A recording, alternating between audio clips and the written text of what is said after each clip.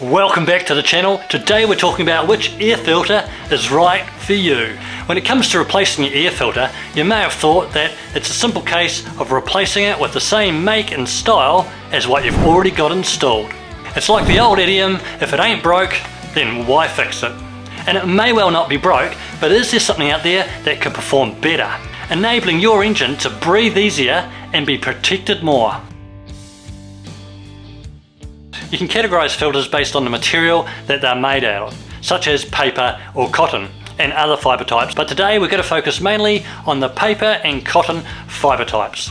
All air filters do the same job, and that is to get as much air into the engine while simultaneously keeping as much bugs and dirt and other airborne particles out.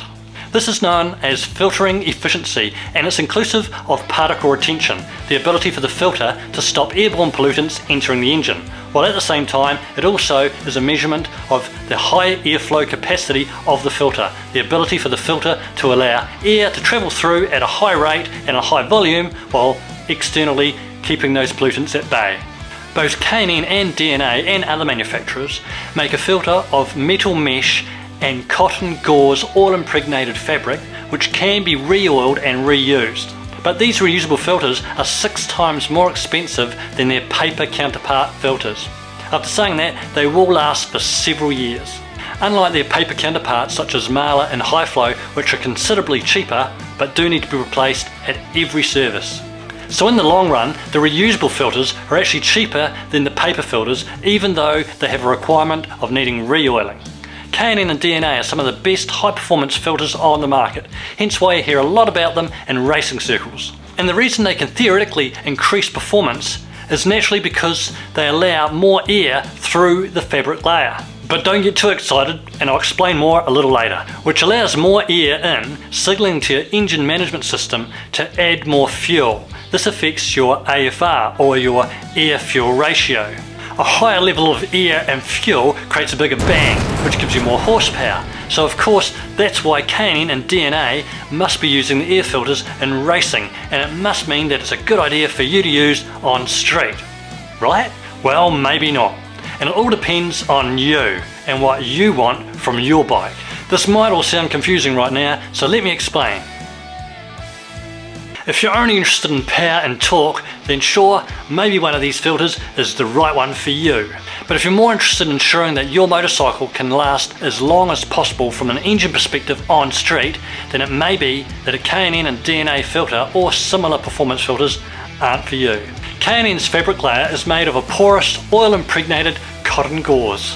Based on what I've read over the years and tests that I've seen, it appears that there's sufficient support to say that the cheaper paper filters are actually better at stopping small particles entering your engine through the filter than the performance counterparts. It's because to enable more air through the filter, as the performance filters do, you need at least either more holes or the same amount of holes but larger, to enable that airflow to go through the oil-impregnated cotton fabric. And some independent tests appear to approve the latter, that being that there are actually larger holes in the performance filter and not more smaller holes, which means not only is there more air entering your engine, but potentially more dust particles. So the question in my mind is, do these performance filters actually have more smaller holes in the cotton fabric, or do they actually have larger holes? In which case the latter would be a bad thing. So far, unfortunately, from what I've read and seen in tests over the years, it appears to be the latter. It appears that these performance filters simply have larger holes in the filter to enable that air throughput. If you read the marketing, it says otherwise, but it gets a bit confusing when you see independent tests proving that actually these high performance filters are letting in more dust particles. And this is because the cotton gauze fibres form a crossed-hatched pattern, which causes the actual filter to have larger holes in it than what its paper counterpart has. The marketing of high performance filters might say otherwise, and they bandy about terms like the effectiveness of high vibrating fibres and the special oil formulation they use, along with 98% efficiency. And I for one want to believe all this, but the question is, can you believe the tests of the manufacturer of the product versus the tests of an independent tester? The independent tests and some feedback from some riders doesn't support the idea that high performance filters also provide a good protection from dust particles entering your engine. Dust particles don't matter so much in race applications because race bikes are serviced much more often than bikes that are ridden on street.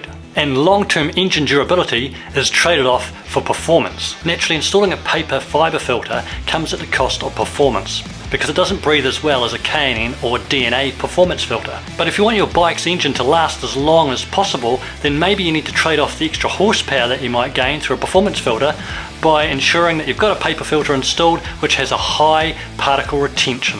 The fibers in paper filters use a long fibrous pulp, which is not uniform but which is randomly interwoven into the paper fiber fabric, but is of a much smaller diameter than the cross-hatched performance filters, which naturally ensures that more dust particles actually get caught in the filter. And if you're occasionally riding your Scrambler or Urban GS off-road, I'd personally go with the more restrictive paper fiber filters such as High Flow or Marla, even more so.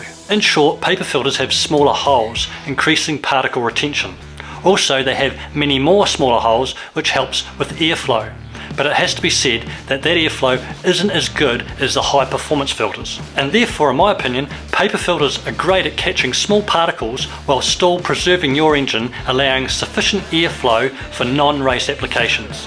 So paper filters do restrict airflow compared to performance filters, and they also do collect more dust and bugs, which is a good thing. Stop that going into your engine.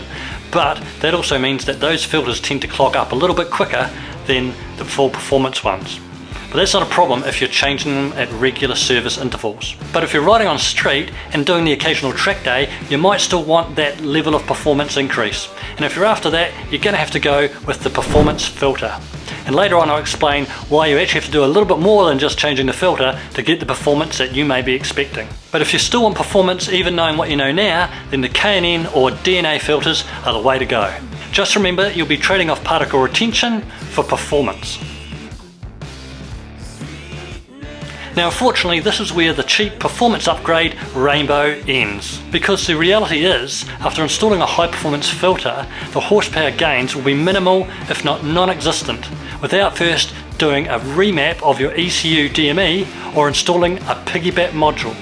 Although the combined increase of the air-fuel mixture creates more horsepower, but only if your bike's ECU DME AFR parameters can be correctly adjusted based on readings from your bike sensors, such as your O2 reading and your airbox reading. Hence why a performance filter is often matched with an ECU DME piggyback module such as the Power Commander or the Rapid Bike Evo. But after saying all that, how do you actually decide? The question to ask yourself is, do you want engine performance more than you want engine longevity? In my opinion, for engine longevity, I'd go with a Marla or High Flow paper filter. But on the other hand, for performance, I'd go with a DNA or K&N performance filter, and also include a remap of my ECU DME, or go with a Power Commander or a Rapid Bike Evo. If you're finding it hard to choose between a paper filter and a performance filter, it may be helpful to know that with a performance filter on its own, you might be lucky to get 3 extra horsepower, and you might actually get no improvements at all. To get the true performance value out of a high performance filter, more than that 3 horsepower that you might get, you're going to have to invest hundreds if not $1,000 or more in a piggyback module or a remap of your ECU. So is it really worth that extra expense to gain the extra horsepower, or could you spend your money better elsewhere? I hope this video helps you with your decision, and if you did enjoy this video, you might enjoy this video right here.